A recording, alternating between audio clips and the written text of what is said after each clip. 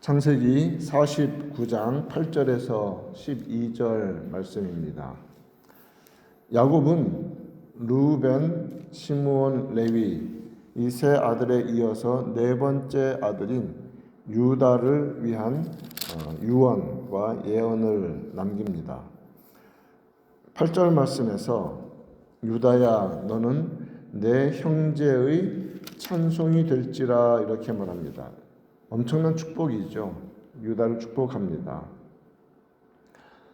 이 내용은 유다가 태어날 때 그 출생 당시 상황하고 연결되는 것을 우리는 알게 됩니다. 레아는 아버지 라반의 속임수를 통해서 야곱의 첫 아내가 되었습니다. 그러나 야곱의 사랑을 받지 못했죠. 그것을 안타까워하면서 아들을 낳을 때마다 그 이름에 자기의 마음을 담았습니다. 르우벤을 낳고 보라 아들이라 라는 뜻인데 여호와께서 나의 괴로움을 돌보셨으니 이제는 내 남편이 나를 사랑하리로다. 그 마음이 담겨 있습니다. 둘째 시므온 들으심이라는 뜻입니다. 여호와께서 내가 사랑받지 못함을 들으셨으므로 내게 이 아들도 주셨다. 사실은 이제 네거티브한 마음에서 비롯된 이름들인 것이죠.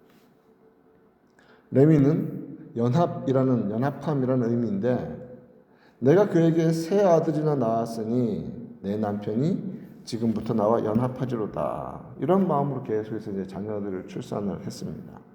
자, 그런데 레아는 유다를 낳고 나서 내가 이제는 여호와를 찬송하리로다 합니다. 이제는 여호와를 찬송하리로다. 사람에게서 받는 사랑에 갈급해 살다가 이제는 여호와의 사랑이면 충분합니다. 물론 연약한 모습이 있지만 그걸 깨달은 것입니다. 나는 하나님을 찬송하겠습니다. 그럼 이 레아의 말은 유다에게 큰 축복이 됩니다. 자녀의 이름을 짓는데 부모의 믿음이 거기에 들어가죠. 그러면서 유다를 통하여서 하나님을 찬송하는 그러한 일들의 삶으로 자신이 나아갑니다. 유다는 찬송함이라는 뜻입니다. 여호와를 믿는 믿음으로 온전히 서는 레아의 모습을 유다가 태어나면서 우리는 확인하게 됩니다. 자, 이러한 레아의 기도와 마음은 결코 사라지지 않는 것이죠. 야곱은 유다에 대해서 예언하면서 유다는 찬송함, 여호와를 찬송한다는 표현인데 좀 더 새로운 의미를 덧붙입니다. 유다야, 너는 내 형제의 찬송이 될 것이다. 형제들 가운데에서 가장 존귀한 자가 되고 크게 영화롭게 되어서 알려질 것이다. 장자와 동등한 존귀를 모든 형제들로부터 받게 될 것임을 뜻합니다. 여기 보면 8절 뒷부분에 내 아버지의 아들들이 내 앞에 절하리로다 이렇게 말하고 있죠. 요셉이 꿈을 꾸었을 때 형제들의 자신의 곡식단에 절하는 꿈을 꾸었는데 야곱은 이 이야기를 유다에게 하고 있습니다. 내 아버지의 아들들이 내 앞에 무릎 꿇고 절하게 될 것이다. 너가 뛰어나게 될 것이다.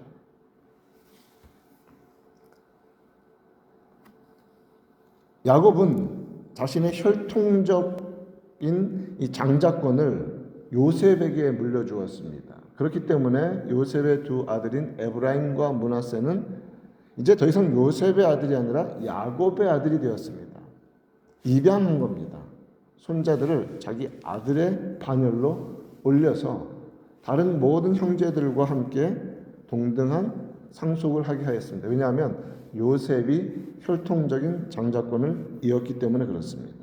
그러나 왕권은 유다 지파로 옮겨집니다.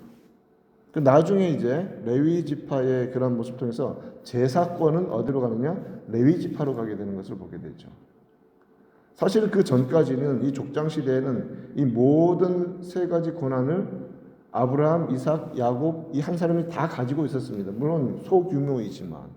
그러나 이제 야곱, 이스라엘을 통해서 형성되는 하나님의 그 민족에서 혈통적 장자권은 일단은 에브라임이 그 장자의 권한을 잇는 에브라임과 므낫세가 들어오고 왕권은 유다로 옮겨집니다.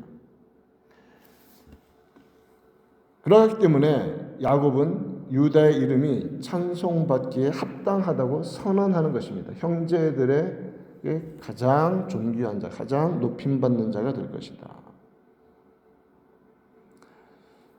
요셉은 두 몫을 받은 혈통적인 장자권을 받았지만 그것은 일시적인 겁니다. 이 땅에 해당하는 겁니다. 마치 지금 유대인들이 아브라함의 혈통이라고 말하는 것 같은 그러한 이 땅에서의 일시적인 것이지만 유다의 영광은 어떻습니까? 영원한 왕권을 선언하는 겁니다. 유다의 영광, 그의 자손 아래서 지속되어지고 견고하게 세워질 그 왕국과 관련되어 있습니다. 야곱은 너는 내 형제의 찬송이 될지라 하면서 내 손이 내 원수의 목을 잡을 것이다 라고 예언합니다. 이 말씀은 유다가 아무런 어려움도 없이 원수도 없이 평안할 것이라는 그런 뜻이 아닙니다. 많은 원수들이 그를 괴롭히고 그의 권리를 빼앗으려고 달려들 것이지만 결국은 승리를 얻어 원수의 목을 잡게 될 것이다 라는 그런 예언입니다. 우리는 이러한 일들을 유다 지파의 왕권을 세우는 다윗 이후에 그 많은 왕들의 모습을 통해서 보게 됩니다. 유다 지파의 왕권을 처음 세우고 확립한 다윗, 그리고 그 후손들로 이어지는 그 왕권이 이어질 때에 그들이 언제나 원수를 이긴 것은 아니었습니다.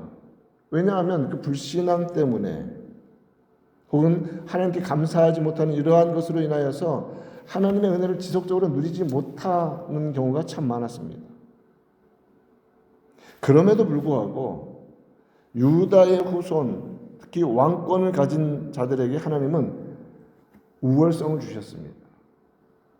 그렇기 때문에 북왕국이 아무리 10지파를 가지고서 숫자적으로나 모든 것이 다 더 강력하고 더 오래 갈 것 같지만 결국 하나님의 인정을 받은 유일한 왕권은 유다의 후손, 다윗의 계통, 결국 그것은 그리스도께까지 이어지는 그 왕권이었습니다. 하나님의 말씀 위에 세워졌기 때문에 원수의 목을 잡는 것입니다. 우리 주님께서 오셔서 사탄의 머리를 밟아 버리시는 것입니다. 승리하시는 것입니다.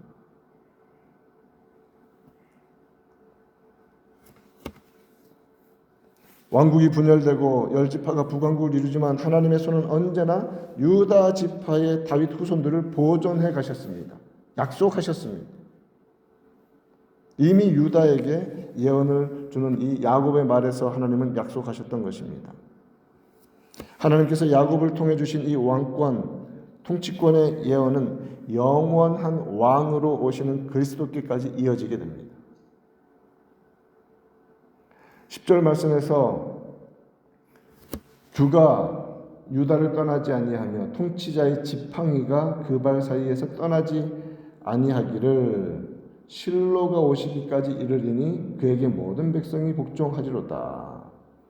규라는 것은 통치권을 상징하는 이 왕의 홀, 왕의 지팡이, 작은 것, 그리고 왕의 지팡이, 이것이 떠나지 아니하는데 실로라는 이 의미에 대해서 여러 가지 해석들이 많이 나오지만 그리스도가 오시기까지, 메시아가 오시기까지, 영원한 왕이 오시기까지 떠나지 아니하게 되리라는 약속입니다. 그 왕권, 그에게 모든 백성이 복종하리로다.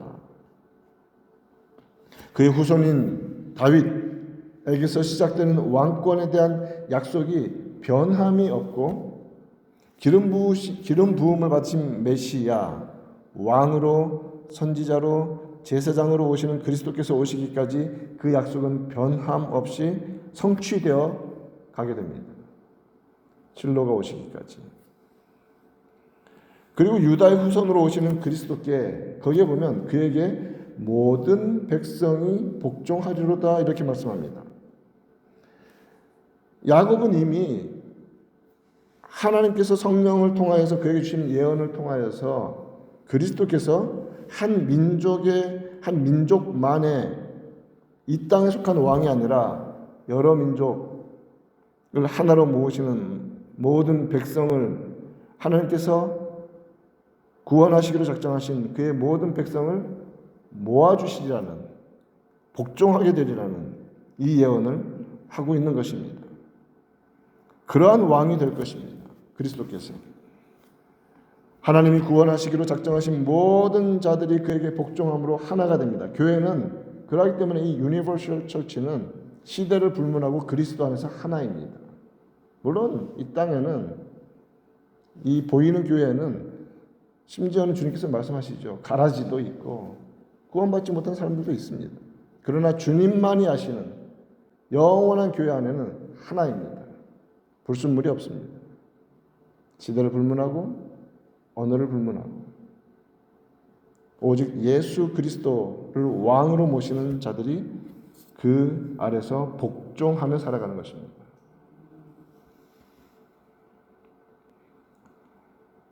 유다 지파의 일반적인 통치를 넘어서서 장차 더 큰 왕이 나타나서 여러 민족 가운데 그의 백성들을 불러 모아 다스리실 것을 놀랍게도 창세기 야곱의 유언에서 이미 성경은 가르쳐주고 계신 것입니다.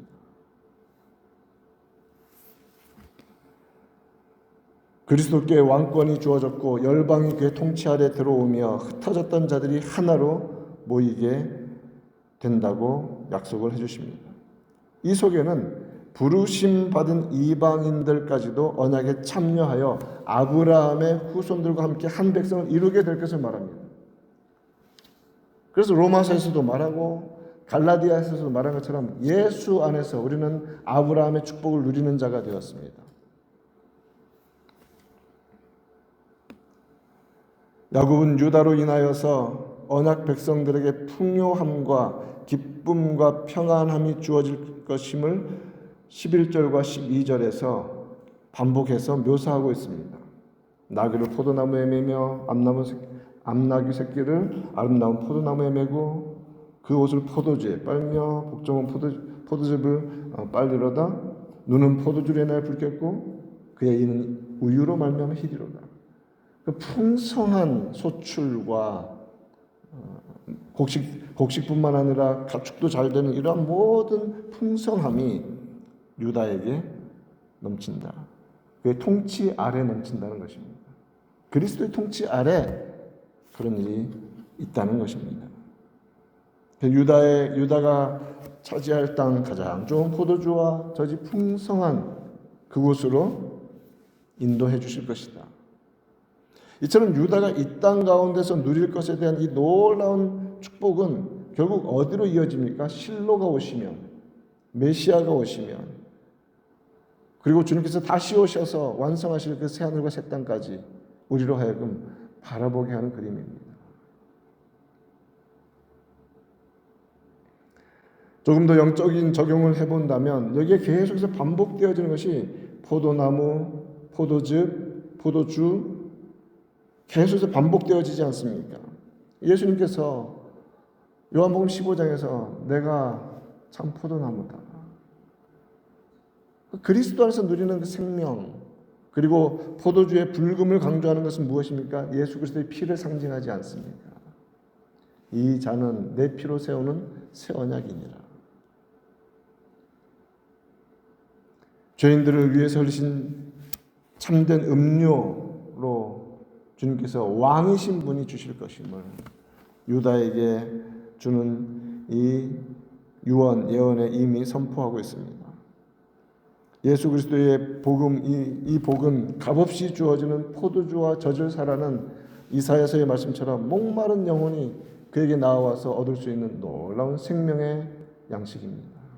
생명의 음료입니다. 그리스도 안에서 완성될 영원한 풍요와 평안, 이제 우리에게 영적으로 주어져 있으며 주님 다시 오실 때 완성될 것입니다. 이러한 축복을 받은 유다의 삶에 대해서는 지금까지 여러 차례 우리가 살폈습니다.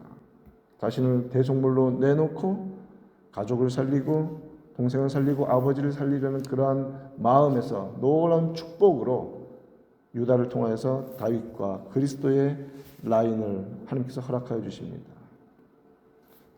생명을 위해서 우리 자신을 내놓을 때 하나님은 우리를 더 놀라운 생명으로 인도하여 주시고 그리고 존귀하게 세우시는 은총으로 더하여 주실 것입니다.